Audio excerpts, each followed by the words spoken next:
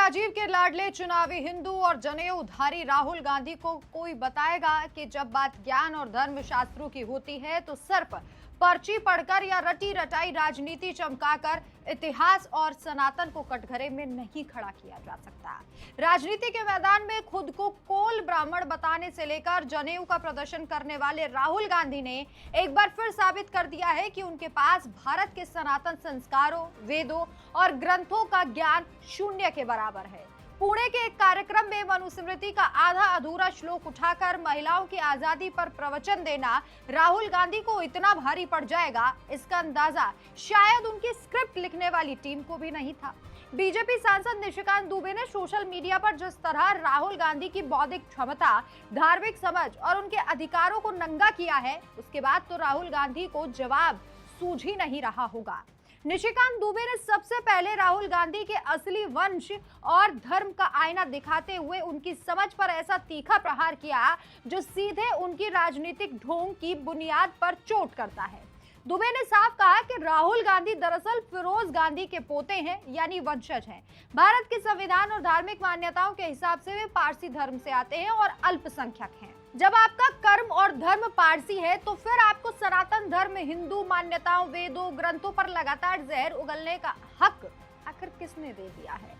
क्या राहुल गांधी सिर्फ राजनीतिक रोटियां सेकने के लिए खुद को हिंदू और जनेऊधारी साबित करते हैं, लेकिन मौका मिलते ही सनातन ग्रंथों को नीचा दिखाने में कोई कसर नहीं छोड़ते? क्या वे यही हिम्मत कुरान या बाइबल पर सवाल उठाने में दिखा सकते हैं? नहीं, इस मामले में उनको धरती सूंघ जाएगी। वो चुप हो जाएंगे, मौन व्रत पर चले जाएंगे, उनकी जुबान टूट जाएगी, क्योंकि इतनी हिम्मत ही नहीं है कि वो कुरान पर या बाइबल पर सवाल उठा दे।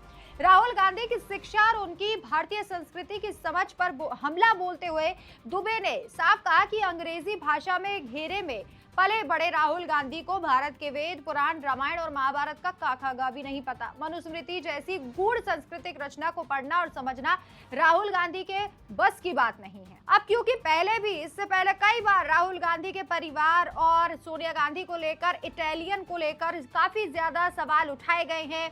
बीजेपी नेता केंद्रीय मंत्री कुमारस्वामी ने भी कहा था कि इनकी नसों में इटालियन खून बहता है, लेकिन राहुल गांधी को अभी भी समझ में नहीं आ रहा, क्योंकि वो आदत से मजबूर हैं। बिना पढ़े, बिना समझे सिर्फ चुनिंदा और अधूरी पंक्तियां उठाकर सनातन परंपराओं पर हमला बोलने का ढोंग रचते हैं। इतना ही नहीं, इतिहास का पन्ना पलटते हुए निशिकांत दुबे ने वॉरेन हेस्टिंग्स का ऐतिहासिक उदाहरण देकर राहुल गांधी के ज्ञान का जनाजा निकाल दिया।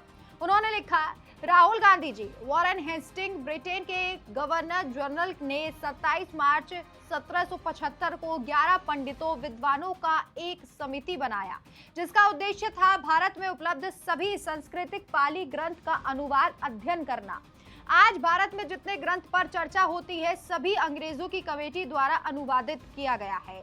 उस कमेटी का अनुवाद सहित रिपोर्ट 1777 में गवर्नर जनरल को सौंपा गया। 1777 के रिपोर्ट में साफ लिखा है कि मनुस्मृति के कुछ श्लोक सही हैं, कुछ गलत हैं, काल्पनिक कालखंड हैं और दूसरे विद्वान ने अपने शब्द मनुस्मृति में घुसेड़ने का प्रयास किया है। कांग्रेस पार्टी को सनातन धर्म के अलावा यही विचार अन्य धर्म ग्रंथों में भी देखना चाहिए। ये देश तो मुस्लिम, हिंदू, ईसाई का भी है। राहुल गांधी का पुणे में दिया गया बयान महिलाओं की आजादी की पर चिंता कम और हिंदू धर्म की परंपराओं, मान्यताओं को निशाना बनाने की एक गहरी साजिश ज्यादा लगती है। अगर राहुल गांधी को वाकई में महिलाओं की आजादी और उनके अधिकारों और उनके साथ हो रहे बंधनों की इतनी फिक्र है, तो वे सिर्फ हिंदू धर्म ग्रंथों पर ही तीखे सवाल क्यों दागते हैं? क्या उनमें इतनी हिम्मत नहीं है कि वह अन्य धर्मों के ग्रंथों, कट्टरपंथ और प्रथाओं में महिलाओं की स्थिति पर भी इसी तरह सवाल उठा सके? या फिर महिलाओं की आजादी का डोंग सिर्फ और सिर्फ सनातन धर्म को कटघरे में खड़ा करने और अपनी गिरती हुई राजनीति को बचाने का एक हथकंडा है? निशिकांत दुबे के इस हमले ने एक बात तो पूरी तरह साफ कर दी है कि व्हाट्सएप यूनिवर्सिटी के ज्ञान और रटी रटाई स्क्रिप्ट से देश के नेता प्रतिपक्ष की दुकान अब नहीं चलने वाली। सवाल अब सीधे राहुल गांधी के बाले में है। क्या वे पारसी वंशज होने के बावजूद सिर्फ राजनीतिक फायदे के लिए सनातन धर्म को कोसते रहेंगे, या फिर अपनी इस अधकचरी समझ और राजनीतिक चालबाजी के लिए देश की जनता से माफी मांगेंगे? आपकी क्या राय है? कमेंट करके अपनी राय जरूर बताएं। नमस्कार।